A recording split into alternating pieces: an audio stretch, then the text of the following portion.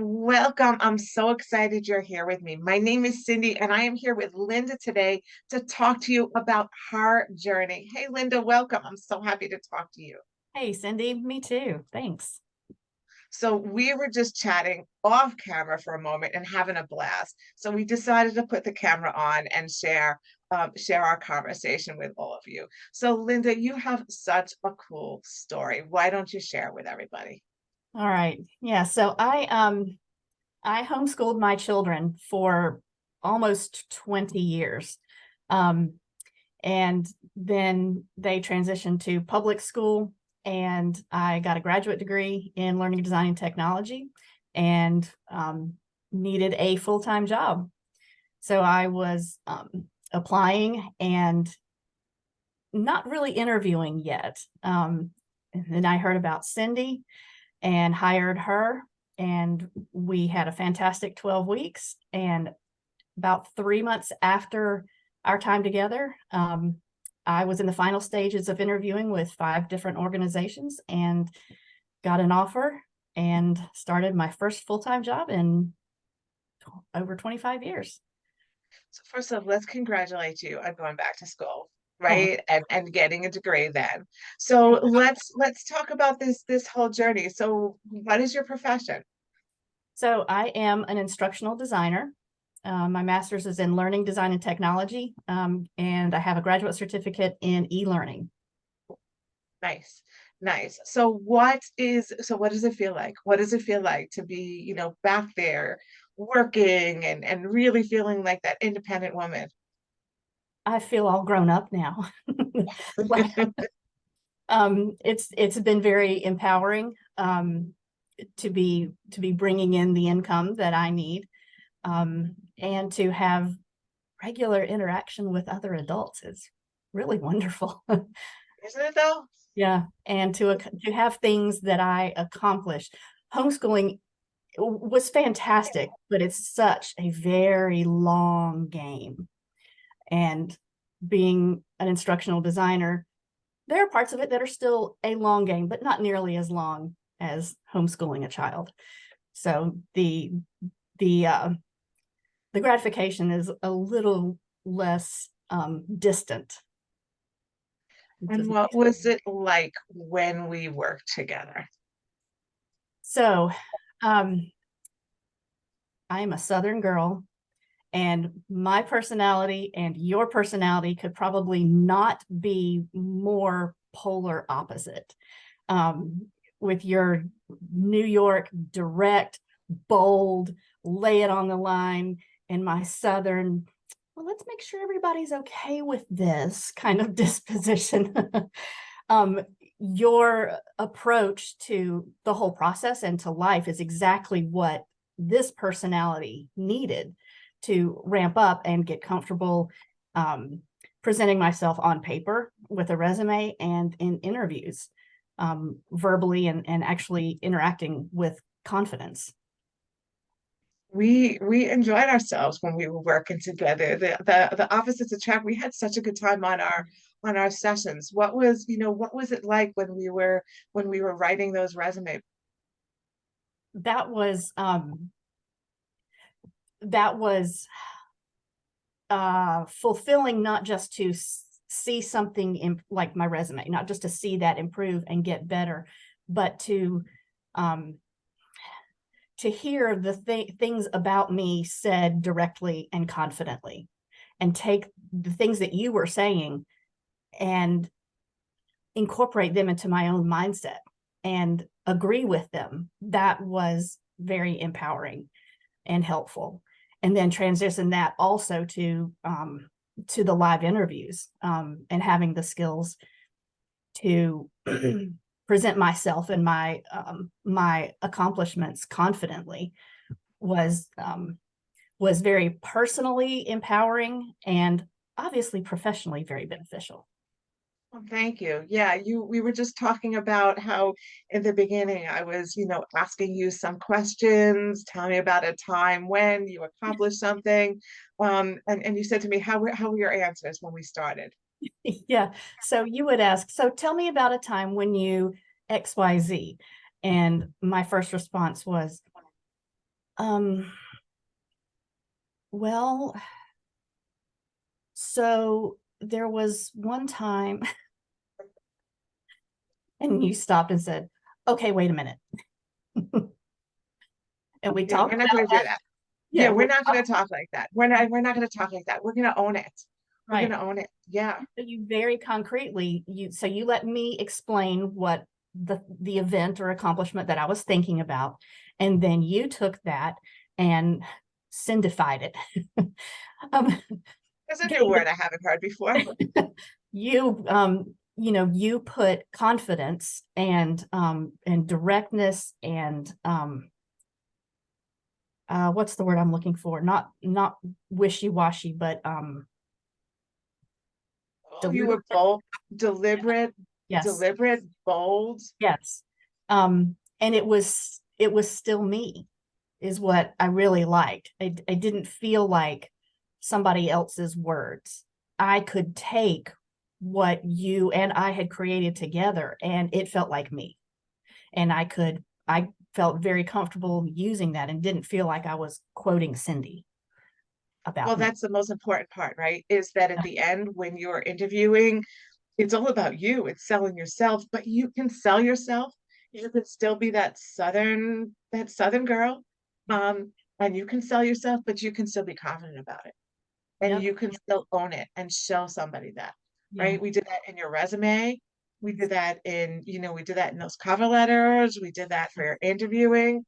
Yes. We did it all. So I had looked for a few months on my own, and then I shelved it all for probably the first 6 weeks that we were working together, and then started back slowly for the last 6 weeks, and then really kicked it into high gear after we'd finished. And by the time I was in those final stages of interviewing with 5 different organizations, I was having a blast, believe it or not, interviewing. I could not wait for the next interview. And there was a twinge of um, wistfulness when I accepted an offer because, oh man, I'm not going to get to meet all these cool people and learn about all these cool organizations all the time anymore. Because I was really enjoying the interview process so much. I had become comfortable with who I am, how I presented myself, with the things that I needed to talk about, my skills and accomplishments, so that I really had mental space for it to be a real conversation and learn as much about the organization and the folks interviewing me as they were learning about me. Such a transformation. Yeah, it really was. Such a transformation to think about having been home for like over 2 decades and then to be back and going to work and knowing like this is the value that I could bring to you, Yes. right? Knowing how to describe it on paper, knowing how to describe it in words, and then going to work and showcasing how awesome you are and really producing. Yes. Yes. It was a And fantastic it transformation. must feel so fantastic to have been able to have had that time before and then have that time now and realize that, something, I can still create something for myself. Yes. Yeah, really was. And actually, that position that I accepted, I started in February, and then it's on a federal contract. They ended up restructuring their staffing and not needing an instructional designer. So I was let go and found myself back on the market looking for a job again 6 months later. So there was a moment of panic and fear and disappointment and anger, all the things when you All the things. suddenly without a job. Um, but I knew I had what I needed to find another one, and that it wouldn't take 9 months, that it would be much quicker. So I took a day or two to feel all the things, go through all that, and then I updated my resume and I started looking. I hit the ground running, and so my last day was in September, and just last week, so the last week of October, I had 2 offers in hand. Look at that. Look at that. It was 6 weeks this time, right? 2 offers, because you knew what to do. and you Yes. knew how to sell yourself, and you knew how to market yourself. Yes. So these skills are not one-time only skills. These are lifetime skills. Right. Right. They are. And I will also be keeping my resume updated, Good. keeping the portfolio current, um, to stay on top of things.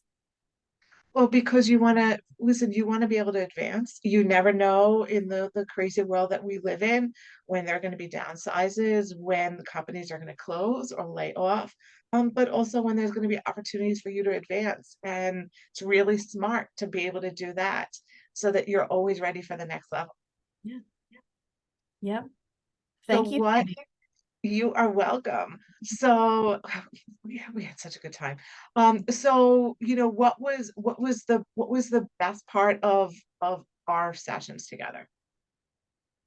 The best part of our sessions together, um, I was completely comfortable being wide open, vulnerable, and at times incompetent with you.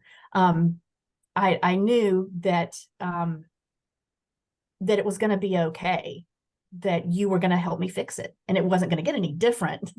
If I was incompetent in the interviewing skills, if you didn't see that, then it couldn't change. So I very quickly became comfortable just, I have no idea what you're even asking me about.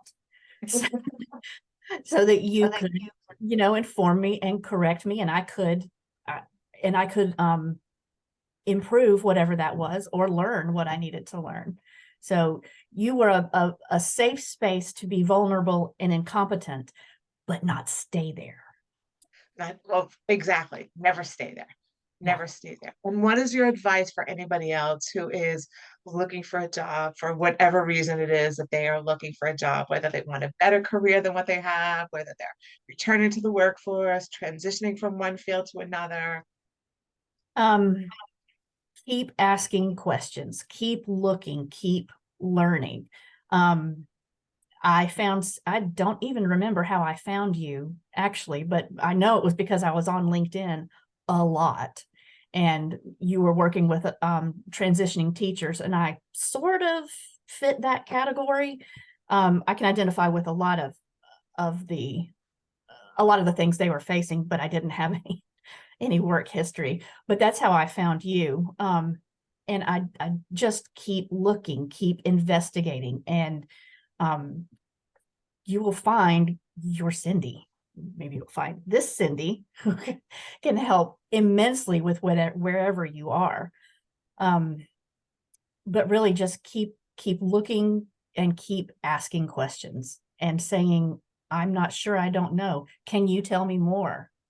Is a great place to start. Well, thank you. I am so happy for you. I'm so happy that not only did you find the one job, but you found the second job, that you've gotten multiple offers every time that you were looking for a job. And I wish you continued success. And I know that you will be successful Thank forever. you. Thank you. I appreciate your role in all of this, Cindy. Thank you very much. Thank you so much.